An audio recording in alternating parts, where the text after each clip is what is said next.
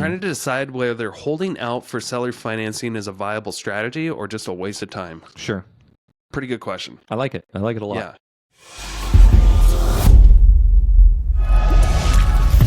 You're checking out the Investor Shed podcast with Nick Beveridge and Jeremy Kitchen. They're on the path to financial freedom, and they're taking their community with them. Stay tuned for the best free real estate investing advice on the internet.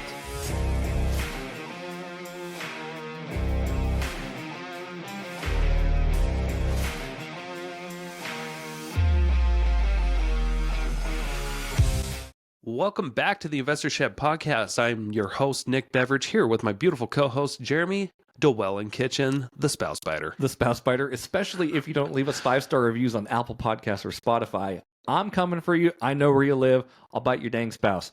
We're talking about baby deals and baby dragons on this episode today. It's going to be very good. Yeah, this show is full of analogies, and I hope you appreciate them. We love analogies here. It wasn't jam-packed full, but there a couple nuggets out of it for sure.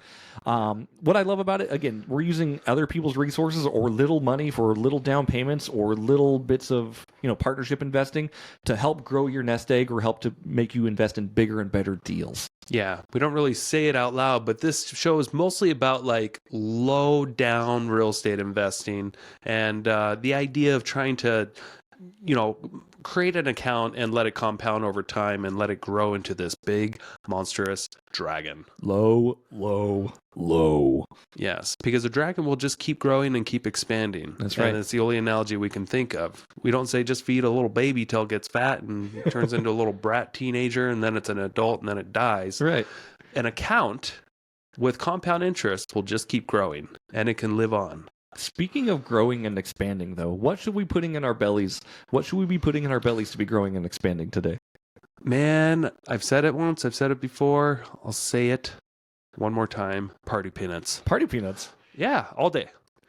All right, fill up on party peanuts. We want you to get so gorged and so full on party peanuts that you can't stop. And we hopefully this mind bends you into getting us a 5-star review on Apple Podcast too. So get the mind bending peanuts, the party peanuts, and prepare for a party. Man, the calories you get for your dollars are insane. A lot of CPD calories per dollar. Especially if you go to Costco and get the $7.99 big can. Uh-huh. Oh boy. The calories for the dollars, no comparison. Wow. Enjoy, guys. Baby shark, shark, shark, shark, shark, shark, baby shark, shark, shark, shark, shark, shark. Good morning, Jeremy Kitchen. Good morning, Nick Beveridge. How are we doing today? Doing pretty well. Good. Today, we're not talking about baby sharks. We're going to talk about baby deals. Baby deals turning into baby dragons, as you can see by Nick's beautiful artwork here on our artboard. So it's going to be a good episode. We'll see. We'll see about that. We're like 30 seconds in and we're like, we'll see. It's going to be good. We honestly have no idea how this is going to go. So No, I know actually, I can tell. Yeah, when you look at the YouTube analytics, it doesn't go well most of the time. People are usually out pretty quick. That's because we do shit like this at the beginning and we're like, it's not going to go good. And then we set that precedent in their head like, well, I'm going to listen to something that sucks. This is for the diehards out there that want to learn about real estate investing and don't mind if we say the F word here and there. Yeah, fun. Fun. That's the F word. No, today's a really cool episode. Like we said, we're talking about baby deals. We're going to be going into, ways that you can utilize little bits of money or little bits of resources to get into a deal and hopefully make it compound.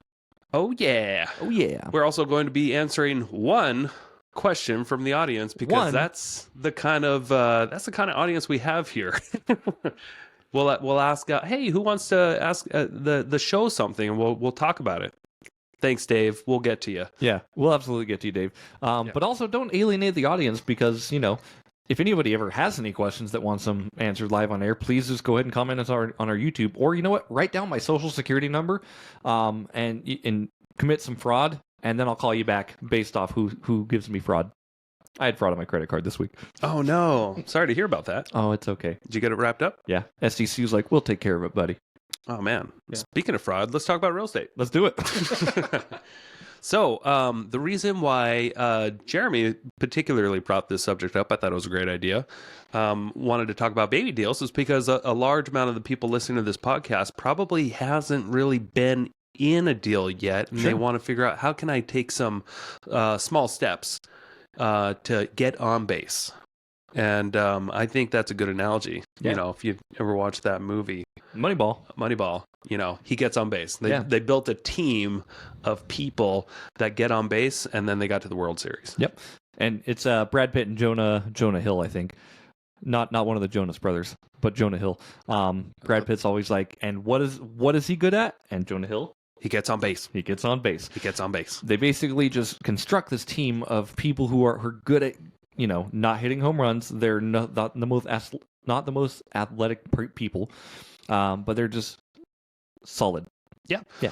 And what happens over time is you have this compounding effect of getting on base, yet the bases are loaded, and then all of a sudden you get all these, not home runs, but people moving from base to base, and then they hit the home plate, and it counts. Yep. And over time, if you got a bunch of people on a team that are constantly getting on base, they're making a shit ton of money. Yeah. Stupid analogy, but pretty dumb. It works. But that's what we're going to talk about. Just getting into small deals and making returns on your investment and then reinvesting those returns. Right. Taking this little baby dragon, y'all seen Game of Thrones out there. They're kind of, they're cute. They're small. They need a little bit of meat here and there.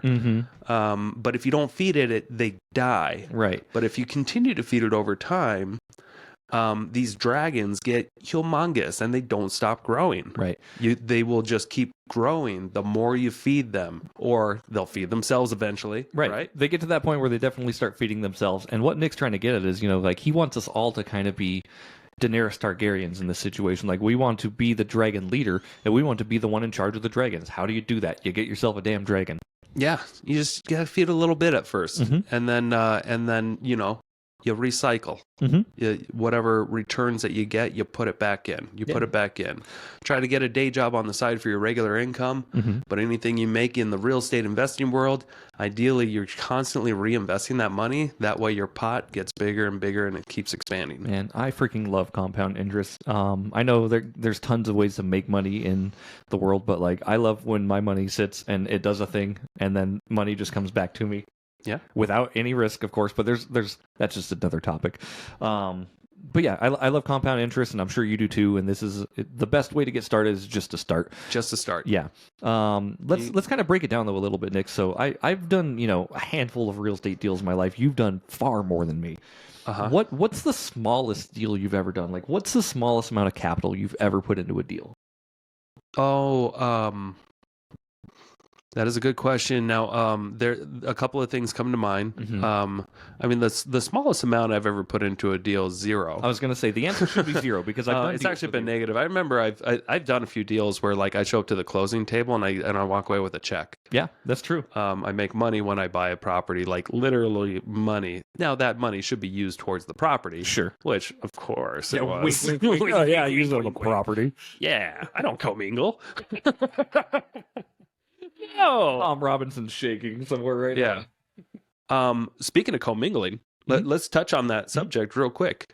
If you want to grow a baby dragon, you should start right by being organized and using a separate bank account. Yeah. Or retirement account. Or some LLC that, hey, whatever money this makes, it stays here and it's going to keep getting reinvest. You want to eventually have a plan to draw on that money. Like, hey, so when I turn 55 or 65 or 45, whatever, have some sort of goal. That way you just don't wake up one day and like, I'm going to spend it because I forgot to have a goal. Now I have or I forgot to put a plan in place. Put a plan in place early. I love that. And for what I do, like I look at my bank accounts every single day. I think I've mentioned this before, but like every morning I wake up, I check all my bank accounts. Yeah, you psycho. And I'm like, okay, how can I get this to grow? How can I get my credit cards to go down? It's been working really well for me. Yeah, you track your numbers. Yeah, I track my numbers, and I know exactly what I want to hit. Like I'm almost out of consumer debt as we speak.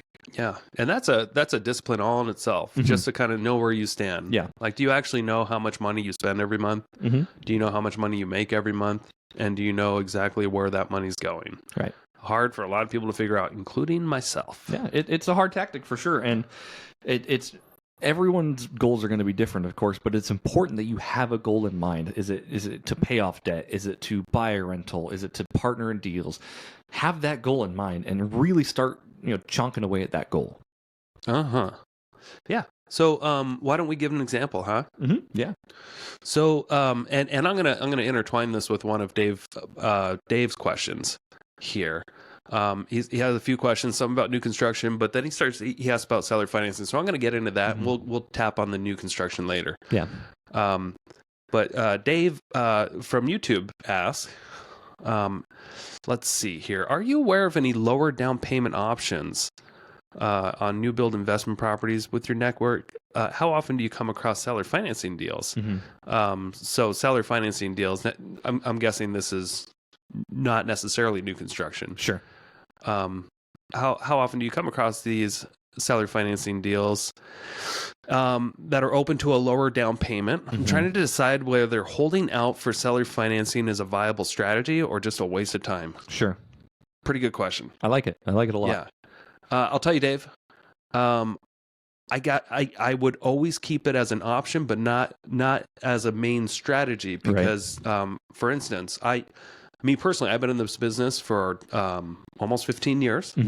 And I'm always on the lookout for some sort of seller financing, low down payment options. And I've come across a handful, over 15 years.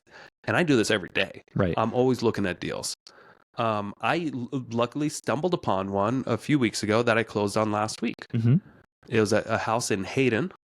And it's a small 3-bedroom, 2-bath, 3-car garage home. And the seller texted me.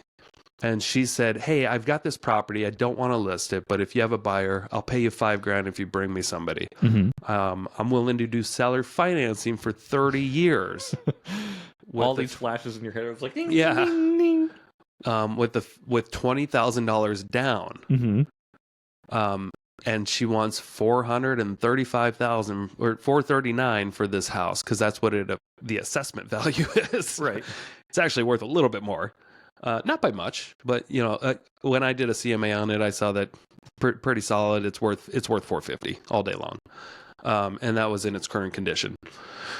So I immediately, knowing that that doesn't come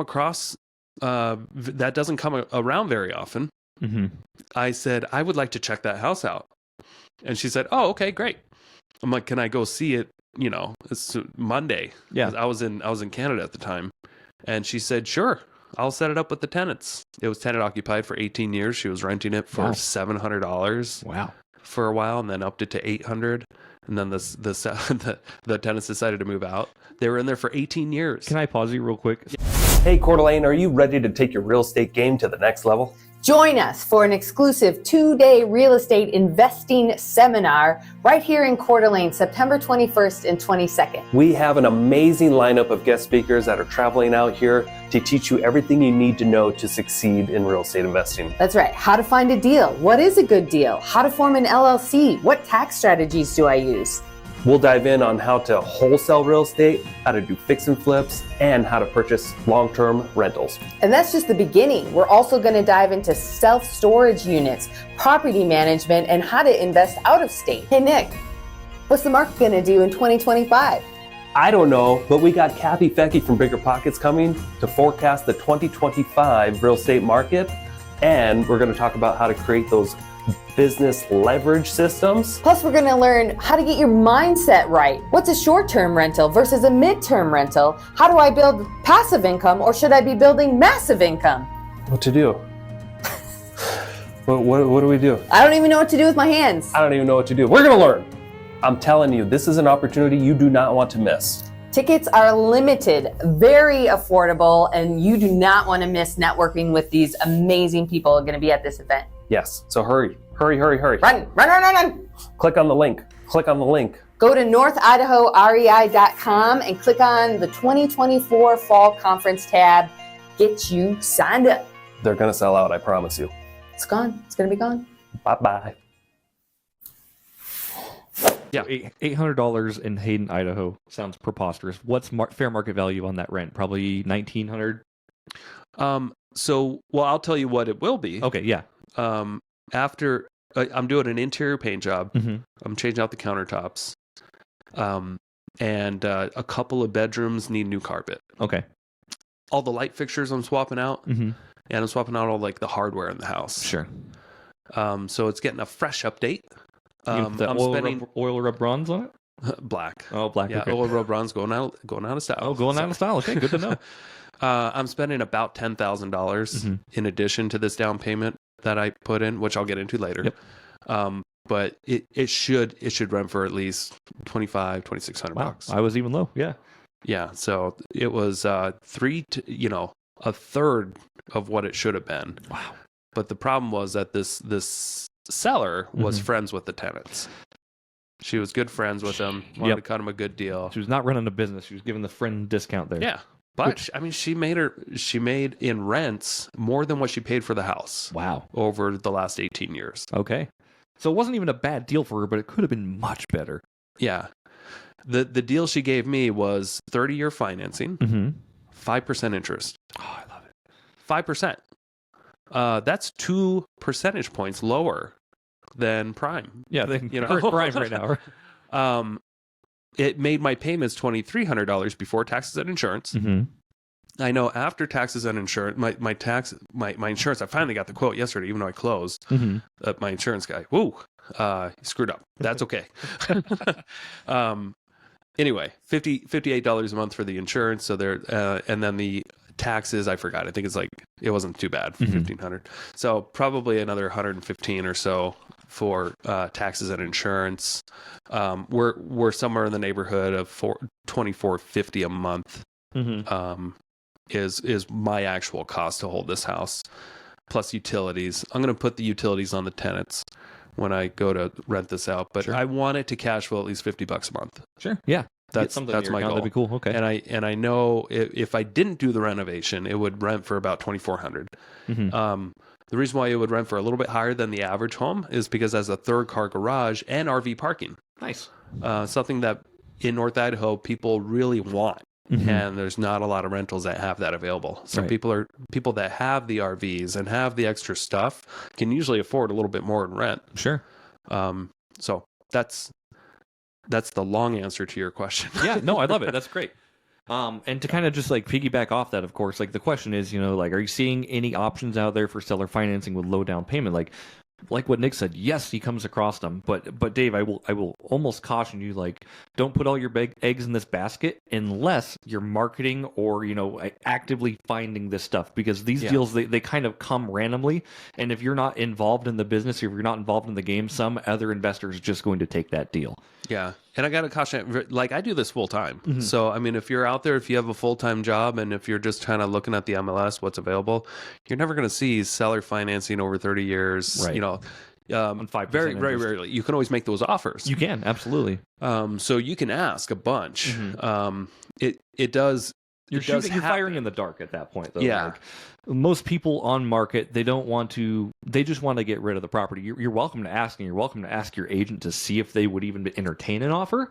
But I haven't seen a lot of conversion off of that. Yeah. Now, I got to tell you that what this lady did, she's not completely stupid. She wanted her daughter, when she dies someday, I think she's in her 60s. She knows that this mortgage is going to outlive her potentially, unless I default on it. But instead of her just selling the property for $439,000 on the market, and paying a commission and cashing out, then she's got to reinvest that to get some cash flow out of it. Right. She was willing to take a couple, less than prime, knowing that over the next 30 years, the interest rates are going to fluctuate, but that won't. And she technically, if I made all the payments on time, minimum payments for 30 years, I'd actually pay her over $800,000 for that house. Yep. So not totally stupid on her end either. Yeah. So if you can talk with sellers that are in a position like this where, hey, they just want some cash flow to go to their family when they die or something like that, some sort of a reoccurring revenue where it doesn't require them to work on a property. Right. She's seller financing this. It doesn't mean that she's a landlord. She doesn't have to fix anything. She sold me the property. She just has the first lien on the property. If I go into default, she can get the property back. Yeah. So she's actually in a very secure position, and she didn't have to go reinvest that money. Yeah. Now it's spitting out cash flow for 30 years. Yeah, not too shabby of a deal. Plus, like you said, she's already made more than she's paid for the house on the rent in the last 18 years. Not a stupid lady. Yeah, not stupid at all. But she's just in a position where she knew what she was able to do. She knew, she was a little bit savvy. And she probably knew in her mind that she can charge somebody 7%, but it probably wouldn't last. Right. And she just wanted this on autopilot for 30 years. Yeah. And I like that a lot. And like what Nick said, you know, like he's in this business every single day. Like these opportunities, they do come to him. If you really want these properties, the best thing I can do is tell you to go door knock and go talk to sellers directly. Because what's going to happen is the wholesalers and the funnel of all this stuff, right? Like the wholesalers are going to be talking to these people. These people are not going to give a wholesale deal like that away. They're just going to keep it at that price. Most likely, right? Yeah. But it does happen every now and then. Yeah. But, you know, just like these people are getting in front of sellers. So they are the first line of defense. And if a good deal usually comes across their plate, they're going to try to do everything they can to put it in their name. Yeah. Now, this doesn't mean you should give up. Right. Absolutely. This means that you should do whatever you can, though, to capture as many of those opportunities as you can. And a good idea, Dave, maybe we can talk. Yeah. Send me your email. And what I can do is I can set up a feature on the MLS where anytime some sort of seller financing opportunity comes up, you'd automatically get notified of that listing. Because I can set it up in the MLS, put you on an auto search that just anytime an agent inputs their listing and then when it says terms considered, you know, if they check the box that, I talked to my seller, he's willing to do seller financing. If they check that box, then you can we can set it up on our end to where anytime there's any house or land or business opportunity that has seller financing, you just get notified immediately at the same time I would when that property goes on the market. Yeah.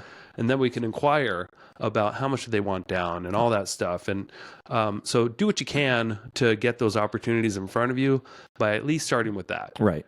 And like even like this deal, like if we were going to break this deal down, Nick, like I know Dave mentioned that he'd be fine on some like kind of neutral cash flow. This one's almost a neutral cash flow free for a while, right? Yeah. And what's the benefit of that for you? Long-term wealth. Long-term wealth. So this is a baby deal, right? This is long-term wealth. It is it's a $400,000 house, but really it's a $25,000 investment, right? On a property that you would normally need $120,000 or so plus down plus renovation. Yeah, if you were to buy that conventionally, it's a $400,000 property, right? So you're going to need 25-30% down on that. Yeah, you need $100,000. Yep, $100,000 with closing costs. Plus fees. Yep. So instead of 100, you're at 25 with your investment to do the carpet and light fixtures and everything like that. And even with that, with today's interest rates, it actually wouldn't cash flow. No, it wouldn't. So that's why I'm not buying up deals like that. I also just don't have a couple $100,000 to just burn and throw into deals that don't cash flow. Right. And I will say, obviously, like it depends on everyone's risk level on this, but like what Dave said, like a lower down payment, like a lot of people want that, of course. Lower down payment typically means higher payment because you have less equity in the deal. So that's just something to consider, right? Make sure you're running your numbers and again, try to really reverse engineer this dragon and be like, okay, this is what I think I can afford. This is how much I'd like cash flow at the end of the day. Really start getting those numbers in check. Like what kind of house are you looking for? And maybe go talk to some wholesalers too and talk to Nick and get on his list. Wholesalers, they do send out deals that say seller financing every now and then. I haven't seen anything that's been a gold, like a home run, if that makes sense. I've seen a lot of like, this could work, but it's really situational. Yeah. And Dave, it sounds like you're pretty interested in new construction, which I totally agree with you. I think I also believe that's, if you want to get into a low down position with new construction, here's what I'd recommend too. Go out there and go on a land hunt search. Try to find something in a county that you prefer, probably Kootenai, Shoshone, Bonner, whatever. Try to find some land that you can get into as cheap as you can. That's not retail, like $100,000 or less with utilities. And they're out there. There's so much land. It's not on the market, but if you can just start targeting sellers and just trying to pick up a lot somewhere, a buildable lot that hasn't been built on, and if someone's willing to, sell it to you cheaply, I know a great builder who will charge you 15% above build costs. And what you can try to do is you can try to do like a hard money loan where you bring in that builder and you get the land. Maybe you go and partner with somebody or get the money initially to fund the land. Yeah. If you can figure out how to get some land free and clear, and then you put that up as collateral for a hard money loan, then and then you work with a builder that can build at 15% above cost instead of where a lot of these builders, they're charging probably 40% above their cost when they're putting it out there on the retail market. But if you can work with somebody who's like, oh, this is already sold, I just have to build, I don't have to worry about trying to buy land or sell it. Right. Builders are willing, and I know one in particular, to take a lot less when they don't have to be the investor. Yeah. When they can just be the contractor. So you marry those two, and then you refinance with a DSCR loan, and that's when you can potentially come in with way less than 25% down. Yeah. On a new construction property. Yeah. You do the burr. Right. Yeah. I think that's a good idea. And I know you're talking about the DSCR loans now too. Like you're trying to stay out of that 25 to 30% down on an investment project, and I get it. I absolutely get it. Just utilize your resources. If you have other investment properties, like maybe see if you have high equity or a paid off investment property, see if a hard money lender or some other lender can, refinance that, get you some cash, maybe on a short-term note, at least get you in the property and get you going. But that's another topic for another episode, I think. Yeah, sure. But yeah, DSCR, I mean, their great rates are going to be probably like 2 to 3 points above prime right now. So they're probably about 10. And at that point, it's basically the same as a hard money loan. So, just pick your battles there for sure. Other than that, you could do, FHA and then convert it into an investment property, but that it requires you to live in the property, of course. And just there's a lot of ways you can get creative, and partnerships are a great way to do that as well. Yeah. Yeah, there's so many options. There's so many options it'll drive you mad. So that's why you just have to kind of be aware of all the options, and then you look at each deal and select which one makes the most sense for that deal. Yeah. You can kind of put these deals in little compartments and be like, okay, this would work as a seller finance, or oh, this one would work if I just put this down, or this one would work if I had a 50-50 partnership. And just do a little bit of due diligence. And like I said, talk to Nick, get on one of his searches and see what happens. Yeah. Yeah.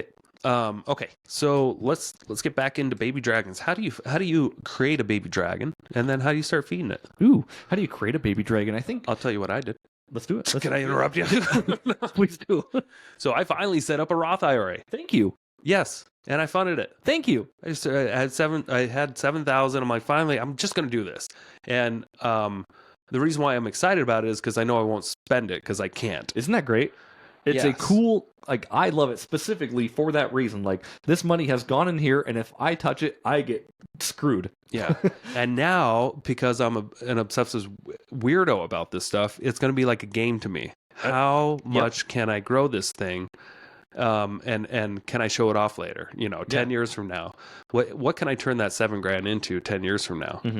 Now I do get, every year I can throw another 7 in, but I'm determined to blow past that. Sure. Yeah. Well, if you're determined to blow past that, I mean, like, you should definitely look into the Roth 401ks as well if you're an employee of your own business. Yeah. Okay. Okay. I want to start small. Baby steps, boy. Baby steps, and I get it. But like, if you're trying to blow it out of the water, and again, like I nerd out on the Roth IRA stuff just because I do think, like, agree with Nick, like it's cool, and I've literally gamified it for me too. Like, okay, what kind of returns can I get in this thing? Everything's tax free coming out, so no matter what I make, it's all profit. Like, there's nothing going to the IRS. Yeah. And the cool thing about this, like I've just got to experience, starting off investing a little over 10 years ago, growing this nest egg, going from this project to this project, spending a bunch of money on flips, reinvesting into rentals. And then when all the kind of the shit hit the fan, had to sell, I made millions of dollars and then went just under $1 million. Yeah. Like it sucked. It hurt my ego so bad. Yeah. And it's like, gotta start over. But at least I know the game now. Right. And I can play it a little bit better. But if I had an account that I couldn't just liquidate. Right. Because, and that thing was protected because, a Roth IRA is protected. Yep. It's a retirement account. It can't be, if anybody sues you, it cannot be a target against creditors and all that stuff. Boy, would that be nice. Yeah. I wish I would have started that 15 years ago. But, better than yesterday's today. The best time to plant a tree is yesterday. The next best time is today. And I'm in the same boat with you, right? Like I'm 36 and I just started thinking about like retirement, quote unquote, last year. But I'm not even thinking about retirement as retirement. I'm thinking about it as just another vehicle to drive. Yeah. Like, It's just another, it's another income source. It's another income source specifically. Yeah. And I don't want to be the bearer of good news, but you can take that $7,000 out anytime without penalty. Oh yeah, I'm aware of that. Yeah, but the money that you make from it, you can't. Your contributions can be pulled out tax and ding free, but anything you make will get dinged. So don't. And I know you can probably always liquidate it and just get penalties or whatever. But in my mind, what I'm going to convince myself is that I can't touch it. Right, and that's what you should do. Because everything else has been like fair game for me. It's like, oh yeah, if I need money, I'll do this. Blah, blah, blah, blah. Yeah, I made no hard commitments there, so I'll sell that house and I love it, to be honest with you. Like I've partnered with you a lot, Nick, and I love partnering with you. This is just another avenue that if anything happens in the future where a deal makes sense, like we can both throw our IRAs into the mix and do a deal. Yeah. Yeah, and I do love the idea of, as just another income source, doing hard money loans. Yeah. Because I feel like that's going to be the easiest way that I know how to grow money is by being a second investor in a hard money loan. That's secured by real estate. Secured by real estate. Not necessarily the first position because you can only make so much on that. Right. You can maybe make 15% a year being as a first lien position. Which is a lot. It's a good amount because you make some points up front and then some interest. It gets paid off. You reinvest it. If you can do that a couple times a year, you can make about 15%. Yep. But I like the idea of being more involved with the investors that I work with. Yeah. And if they need some help with a down payment or something like that, hey, why don't I be an equity partner of yours or just give you a second loan? It's going to be a higher points, higher interest. Yep. But at least you can get this done. I see you got the margins in there to cover it. Yep. Want to do it or not? So that's and that's very, very important, Nick. Like you don't need to be starving for a deal with either your IRA or anything. Like honestly, like if you have money, you set the terms. And if they don't like the terms, you just go find another deal. Just go find another. And this is a good kind of to talk about. Like you and I recently just did a baby deal. Did a baby deal. Yeah, we did a baby deal that should be closing on Tuesday, actually. And by the time you watch this, it won't matter because this is going to be like a month It'll after. probably be almost on the market. Yeah, but it's done by that time. Actually, this isn't too far ahead. I mean, we're in June. I think this comes out in August. Cool. Yeah.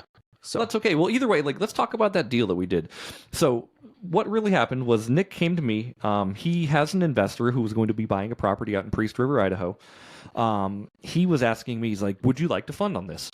And I looked at my accounts. I'm like, okay, I've got, X amount of funds over here, X amount of funds over here. I would be willing to put my IRA funds in this. But being as I just started my self-directed IRA funds last year, I don't have a ton. Yeah. And I said, like, look, this is what I can put in. If they want this, possibly, if not, no big deal. I'll find somewhere else to put it. And Nick said, well, what if I go in on the deal with you? Yeah. And I'm like, okay, I'm interested because first of all, what happened here is I've never met this person who Nick's working with. I've never vetted them, but I vetted Nick and I vetted the deal. I vet the deal itself. So the deal has meat on it, and that's what was important. And it's secured twice over. It's got cross collateral, and we're also going to be a second position on this the property that they're buying at a discount. Yep. So really, what I did is my deal, and this is again one of the baby dragons that I'm trying to slay here, is I lent Nick $13,000 out of my directed IRA. Now, hold on. We're not trying to slay baby dragons. We're trying to grow. We're trying to feed baby dragons. We're trying to feed this now, thing. Jordan Peterson, he's the slayer. Okay. And this is like problems in your life. If you avoid them, they're like baby dragons. Eventually, they grow bigger and bigger until they're really hard to kill. But you want to solve these problems early in life by killing them. Right. And that's like retirement accounts and stuff. You can solve that early by killing it and never funding it. Yeah. In this particular, we're not trying to kill the dragon. We're trying to feed it. We're trying to nourish the dragon. So, what I told Nick had, we kind of talked back and forth for about like what he was looking for on terms. And I feel like I came with a pretty fair agreement for you and your investor. I'm like, okay, we're taking a little bit of risk here, but it's obviously secured and collateralized. What if we get 25% of the equity in the deal? Just throwing that out there Yeah, as an option. as an option, right? Yeah, like here's a minimum fee, but if if you make more than that, then we're getting 25%. Right. I presented it to them, and they're like, yeah, let's do it. Yep. They're like, yeah, it's our first deal. We would just want to learn. Mm-hmm. We just want to get this, and that's like a lot of first time flippers. Yeah. They just are hungry to get the deal done. Mm-hmm. They're willing to split. I love that attitude. Yeah, absolutely. And so like my deal was pretty easy. I put in 13 grand in the deal, and I'm getting $2,000 back, and it should be done in about 6 months, right? Yeah. So based off these numbers, I'm going to be making 30% annualized returns on my money. Mm-hmm. Good job. Yeah. Yeah. Tax-free savings. Yes. And now what I'm going to also stress is just don't go out there and start lending people money on their down payments. Yep. I normally I wouldn't have done this, but they are also putting in almost everything they have too into this. Our lender wanted our hard money lender investor that looked over this deal.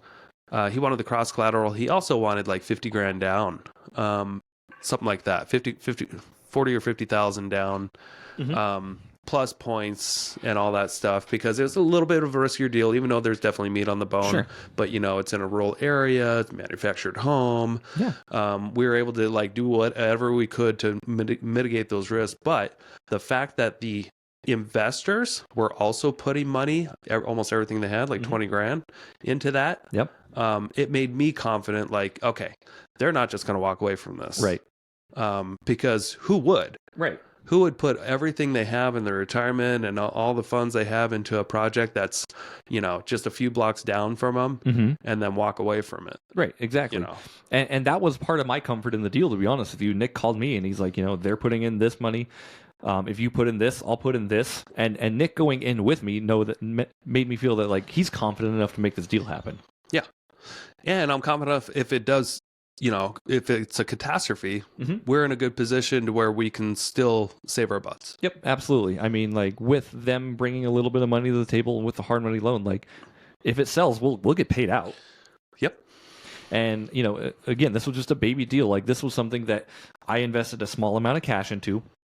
And I'm getting, it's a small return, but it's like, it's big in according to what the account is. Exactly. Yeah. Yep. And the key with this basically is I'm trying to keep that money moving. So as soon as I get paid back from an investment, the money, I don't get paid when it sits. Yeah. So as this account grows, I'm going to have more and more options to do more and more deals at once. So I don't have to just put all my eggs literally in one basket. I can put 20 grand here. I can put 50 grand here. I can do all these things and have a whole bunch of moving cogs. And again, this particular account is just a vehicle in order to do that. Exactly. Very well said. Thank you. Man, you're so good. I'm all right. I'm all right. But yeah, the point of this obviously is like it's baby deals, right? So like $13,000, a lot of people would scoff at. Like, oh, you can't make money off that. And yeah, you really can't, but you got to start somewhere. Oh, you can. You did it. You can, yeah. You remember how much money you made off like $2,700? Yeah, I do. That one deal? Yeah. That's a good point. We should talk about that. Was a baby real deal. quick. Yeah, sure. Yeah, we bought this house in, and we've talked about it before on this podcast, yeah. so I apologize if this is like the third time you've heard of it. Or fifth. But there's this property in Post Falls that we went in on with another investor that was being purchased for $100,000. It was being purchased way below market value. Oh, yeah. And we didn't really need to put a lot of money into it. We weren't exactly sure how much because we had to convert it to real property. Right. But we're figuring, that the house itself only needs like a couple $1,000s worth of work. Maybe it's mostly just like clean it out. It doesn't really need any, like we could put a lot into it, but the plan was to just like convert it to real property, just clean the trash out, make it clean. Really. Yeah. Put up there's a small bit of beadboard in the kitchen that like it was missing a little wall, and I got that done in an afternoon. Yeah. But it didn't need a whole lot of actual money. But so Josh brought it to me, and we had a deal. Okay. 50-50 between Josh and I.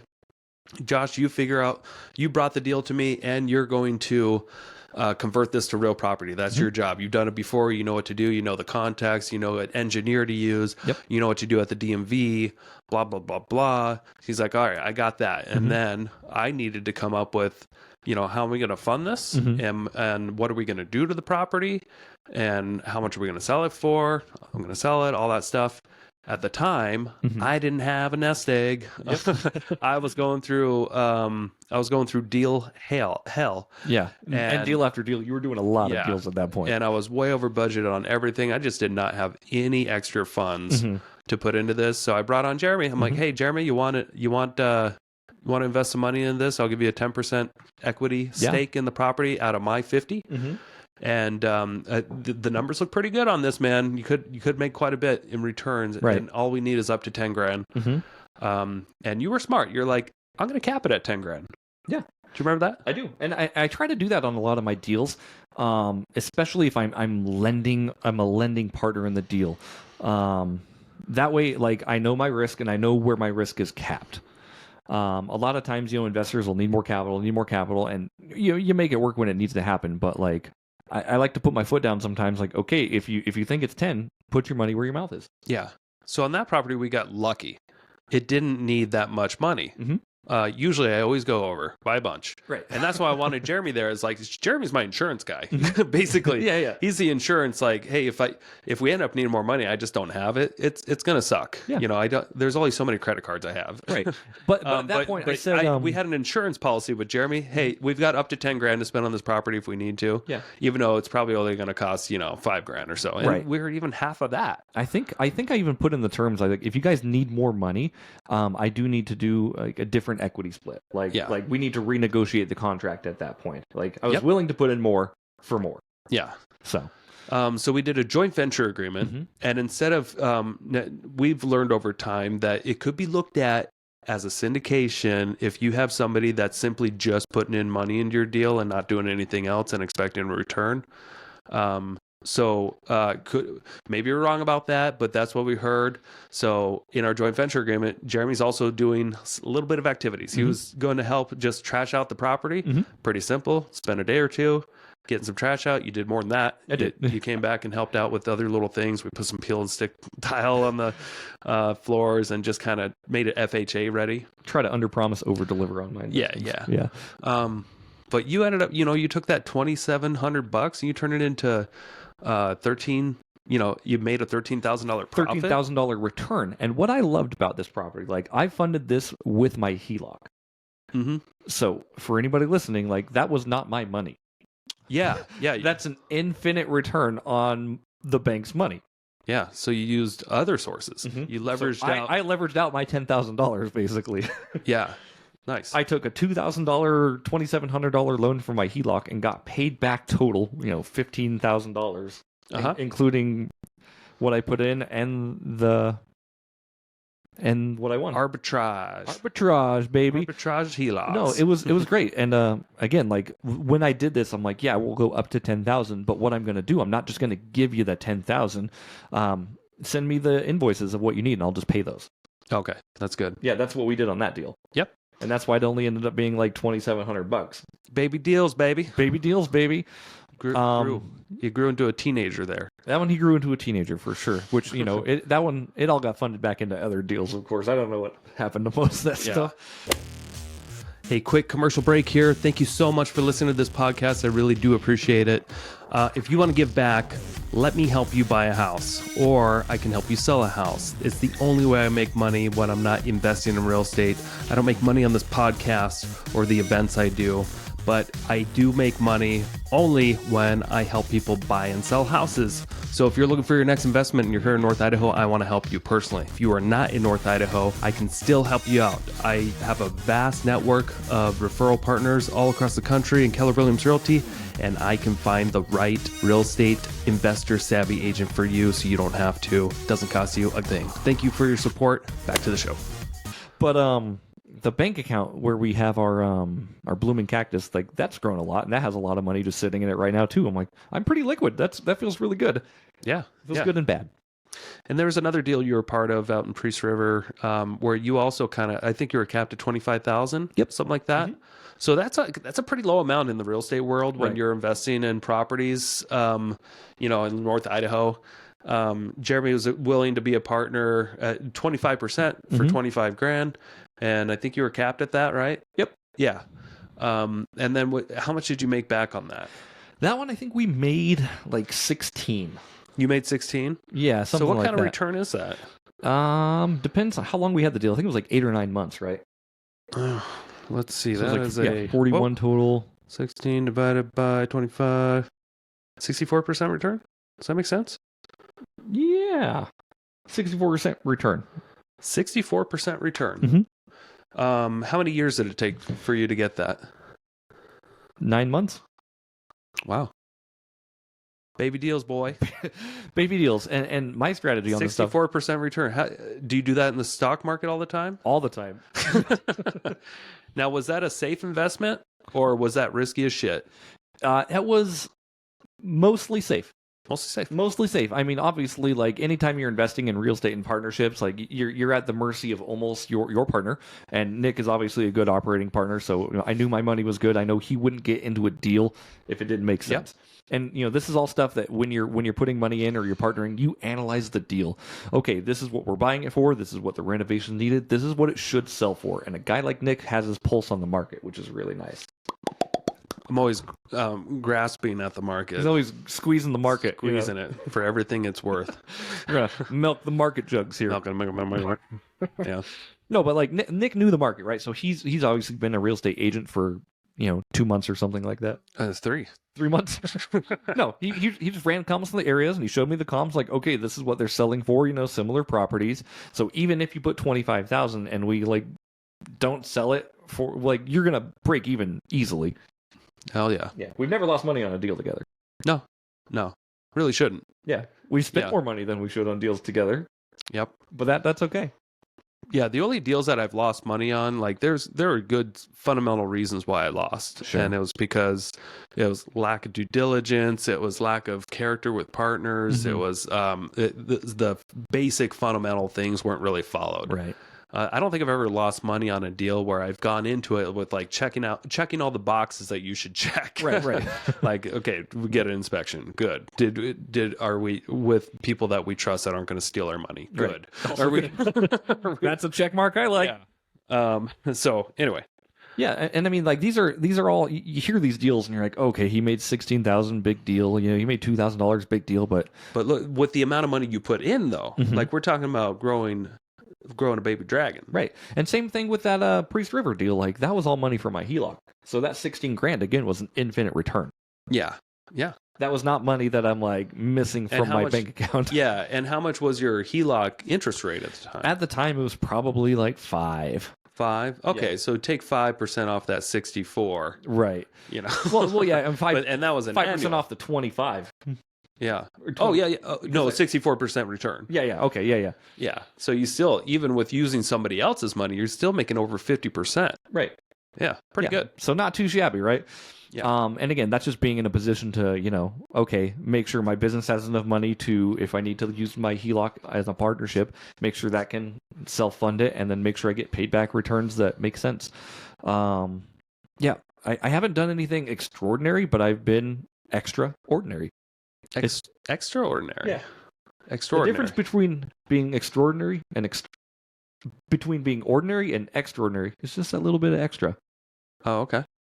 Extraordinary. You get it? Yeah, a little Cholula. Yeah, a little bit on your tacos. Just a little bit of zest. Yeah. What other deals have you done, Nick, that are, zero down or low down? Oh, a lot. A lot? Okay. I mean, you'd have to point to one in particular. I mean, the majority of my deals have been pretty, low down. Sure. I'm probably buying one right now in Plumber. Okay. With potentially zero down. And this is a deal. And again, I mean, it's because I'm in the business and I'm in this full time. It might be hard for other people to get a deal like this, but they're out there. I'm buying a property for 175. 170 actually. Okay. That had an appraisal recently last year for 300 grand, and it's in better condition than it was last year. And when I purchase it, I'm getting all hard money. Mm-hmm. So baby deal here with the amount of money I'm putting into it.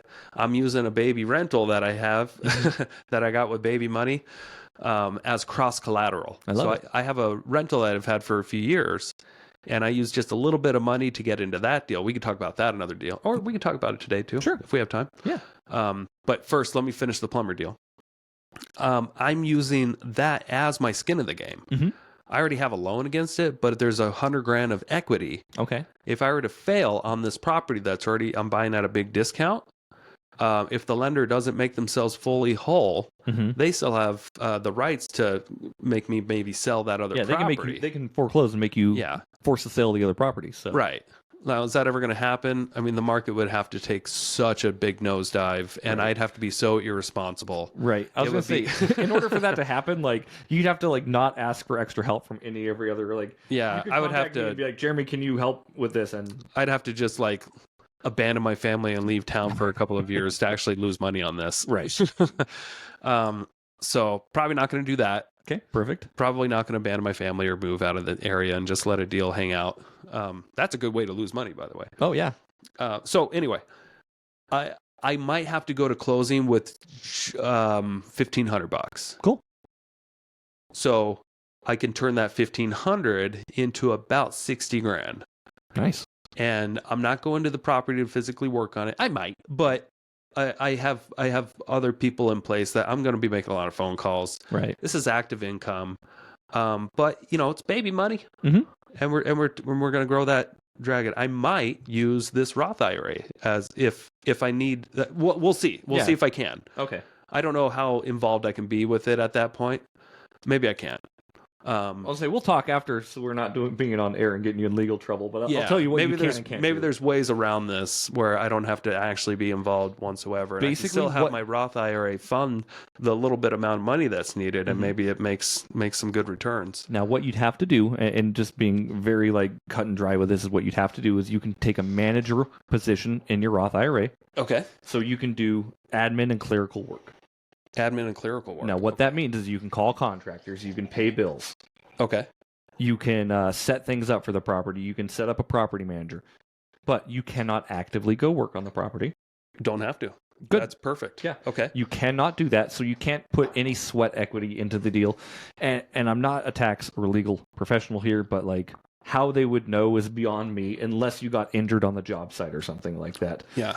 I'm not telling you to commit fraud by any means. Just like, Okay. If you need to just be making phone calls or setting things up, you are allowed to manage the property.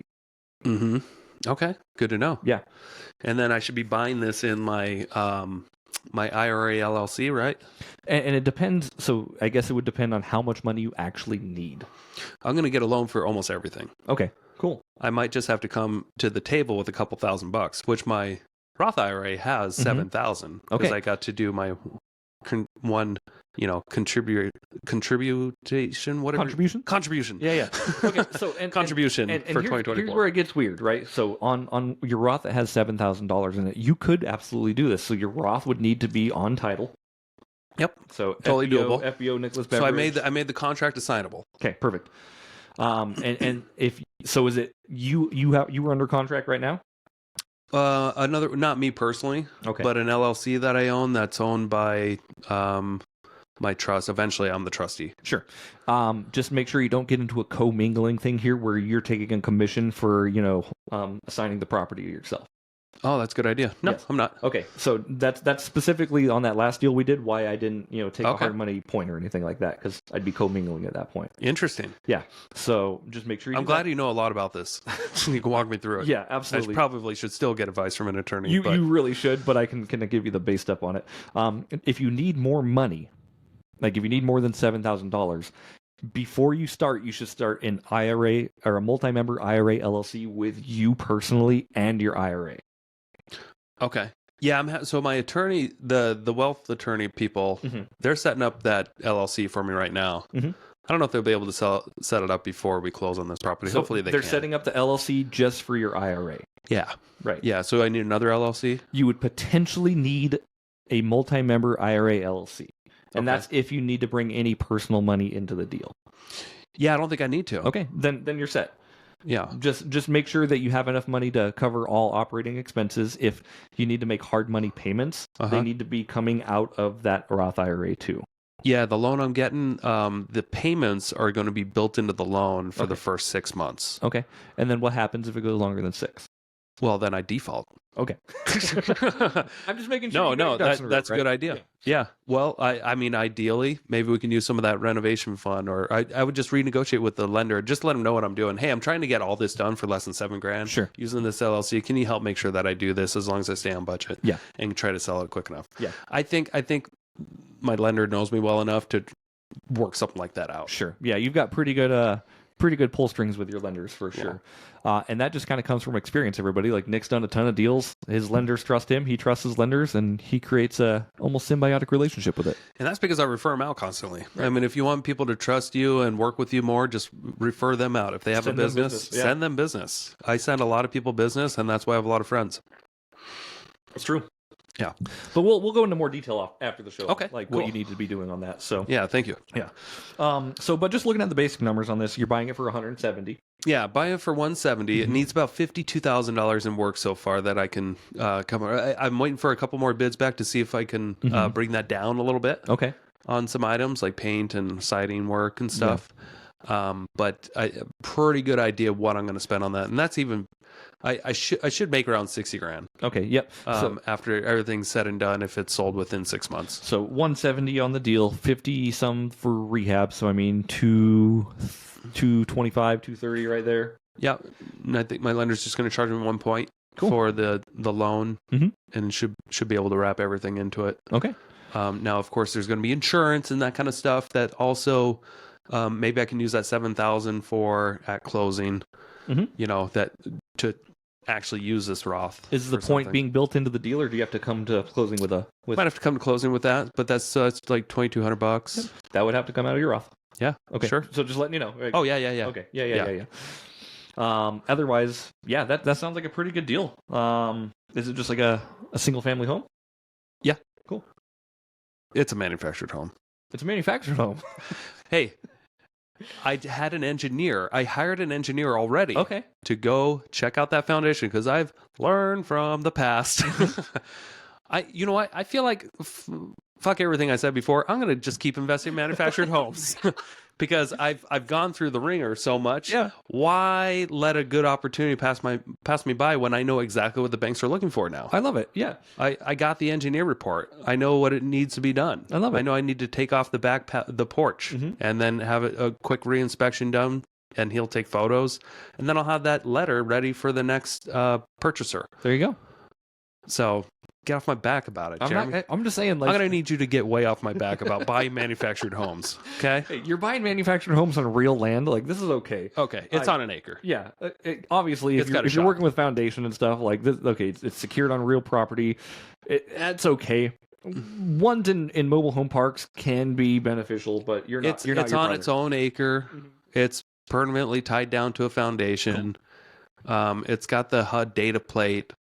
It's got a shop. Fucking love HUD data plates. It's got 1,600 square feet. It's the interior's easy. When was the manufactured home manufactured? 1995. Great. So you don't have to worry about any of that 1978 bulk grab. 1976 bullshit. 1976 bulk grab. God, I hate 1976. That was a rough year for me. Almost as much as 1776.